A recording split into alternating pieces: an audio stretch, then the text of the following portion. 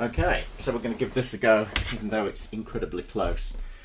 So you can probably see from here, this is a little bit damaged on delivery, which is pretty bad. But let's give it a bit of a unbox. So I'm using the standard Sony camera, which is why it's not going to be great quality at the moment. But we've got a few items that I'm going to put out, and we'll open them up. The only thing I'm waiting for is the nifty 50, which is the 1.8 lens. So let's have a look. So I guess we should start with the main item, which is the EOS R50. I'm going to turn my camera around so I can actually see what I'm streaming. Should be a sensible thing. Right. So you probably can't see that very well based on. Okay, there we go. All right. So let me just move this. First time I've used this setup as such. So it's still a bit of a work in progress. Okay, so let's just flip this over and I'll move these slightly here because they're thingy. So we've got the first item open. Now I'm not quite sure why they give you a 32 gig memory stick, which will probably last about 3 seconds of HD, well, 4K 30 frames per second HDR content. So not quite sure why they do that. You also see the autofocus isn't great on this camera. Neither is the blurry really, but it's kind of you can see the blur a little bit there. Okay, so I did read through this entire manual online, which if you go onto the actual back of the camera, you get the manual as well, so it's not really necessary. Okay, so we've got what looks like a battery pack. I think the I've got a DC dummy cable that I'm getting, which will allow me to just use it 24/7 without any battery plugged in. So that will be useful for kind of hopefully not overheating. One of the main reasons that I went from the Fuji and the other best in class for the similar kind of price was really they struggled with running for more than 30 minutes, which is what I find with the Sony. Even though it is self-powered via the USB, it really doesn't do well. So it comes with a standard 2-pin cable. I don't think we're that interested in that. And now the main event, the actual camera itself. So let's get this down here, move this over here a little bit. So people have complained that it is a bit plasticky feeling compared to some of the more expensive ones. I don't know if that's true. Get rid of these noisy packaging.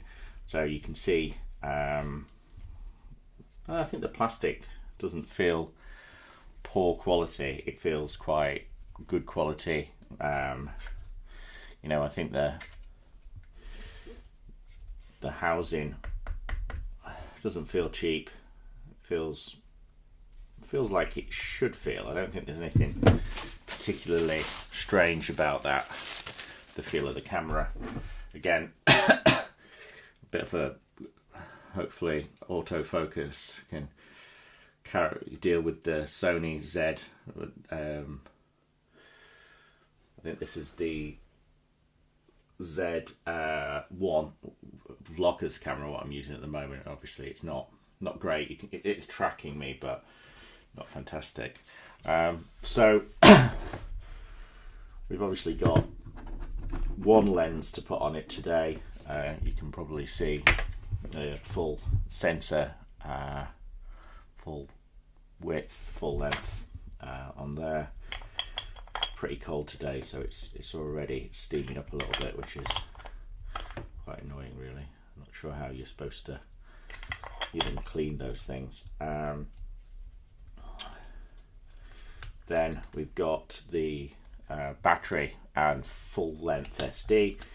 It's the I've got the 150 meg card scheduled in for delivery. About 200 meg card for the, hopefully that will take the full space. You can see how cold it is based on the evaporation on the screen. On the side, disappointingly, it has a USB-C, which actually only runs at 480 megasecond, which seems stupid because it's a USB 2 connection, which you'd think streaming it would need to be a little bit better. So, you know, I'm guessing the battery's not fully charged, so I'm not going to start it as such. Not sure where the battery is. Let me just go back in the box. We've got the strap, which is just a standard Canon one for this corner here. We've got the battery, and like I said, I've got a dummy battery which should be this LP17, which is the one, even though a lot of the ones that I've seen seem to detect at LP18, which I don't really know what the difference is. You can tell this is a legitimate Canon one because it says Canon on the actual thing. You can partially see that. Okay, and then we've got the lens. Like I said, this is the creator's edition, so this is the lens that came with it, and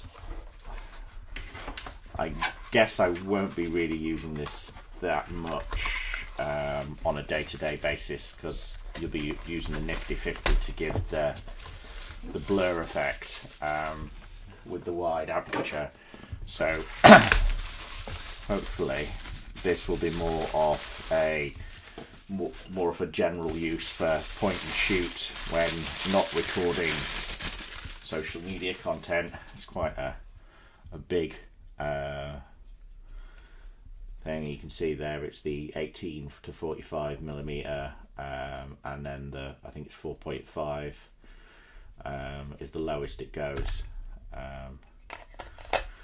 So again, it's going to be quite versatile. Yeah, 4.5 to 6.3. So again, pretty general purpose and pretty standard lens. What else we get with the content creator kit is the DM E100, which is a microphone, directional microphone. It's also got the cat's tail on it, which, or whatever they use the correct term, to hopefully get rid of some of that wind noise. And there's a setting in the actual options which allow you to change the wind noise detection on and off, so I don't know if that will actually make any difference. Again, this will dock onto this component here. You know, I do have a light which I'll probably try and use for most of the time because I'll be using my Rode microphone, and this will just be more for out and about interviews. We'll be kind of aiming at, you know, when we're chatting to people out in the field. So this is the DM E100, just to get rid of the sticky stuff off that, and that should just nicely dock into there and then screw it down. This camera doesn't actually have a headphone jack, so you only really get the microphone function as an option. Now I guess some of the more professionals would want to use the headphones as well, and that overrides this microphone at the front, which, you know, is, you know, a pretty basic. So, but that's pretty tidy. I guess it slightly gets in the way of the mirrorless screen, which obviously again is not very popular. with proper photographers, but you know, it's fine for people like me who are more kind of vloggers. And then something I've really not used on my other cameras before, but I've kind of always thought, would it really make much of a difference, is this this tripod grip. Now the actual camera itself is super lightweight. You know, it's still bulky. I think the problem with any DLR is they're pretty bulky anyway. But the idea of one of the functions is the Bluetooth. There's Bluetooth and obviously Wi-Fi on here, but the main use for the Bluetooth is to connect to this little sensor, which is docked into the actual physical tripod. And you know, I've used the different GoPro ones, but they don't really have this function to control what you're doing. But on this one, obviously, you've got the functionality to control on here, and then of course, you know, your standard capabilities to you know, find somewhere for it to pretty much just sit and be stable. You know, it feels, you know, feels pretty solid in all fairness. I'm not sure I didn't release that yet, but we'll work it out. But you know, it feels pretty solid, and then of course you've got one of these will be the sensor. Not sure what that grip one is. Might actually be a RTFM function. So here's the sensor, which you have to tether with it, which I think is Bluetooth. I don't think it's RF or near field. But yeah, so I'm hoping, obviously there's an autofocus button on there. Yeah, it's a Bluetooth area, and then it's got some kind of, okay, so you've got a slider for photos or video. I'm guessing I'll primarily be using video, and then that just slots into the unit itself, and then the idea is you can use it whilst out and about, you know, and I'm guessing now it's chargeable or rechargeable by some, well, it looks like it's actually got a battery inside of the actual unit. So that's the BRE1, and you can see it's kind of still can access the override on the side, so you could stick it in and then, you know, still change things, which is pretty good. So yeah, I don't know if this is going to be a massively beneficial product, or it's just going to be, you know, something that I use every so often, but it seems pretty solid compared to a lot of these GoPro ones, which feel incredibly plasticky. So yeah, good weight with it. Not very high, but that'll be fine. Okay, so that's the unboxing. Of course, we'll, you know, go into the settings and look a little bit more into kind of what the camera can do. I'm going to let it fully charge, as it probably will recommend for the, and then also wait for the half a gig to come through as well. So that's the unboxing of the Canon R50. Hopefully you've got some value in seeing that. Thanks guys.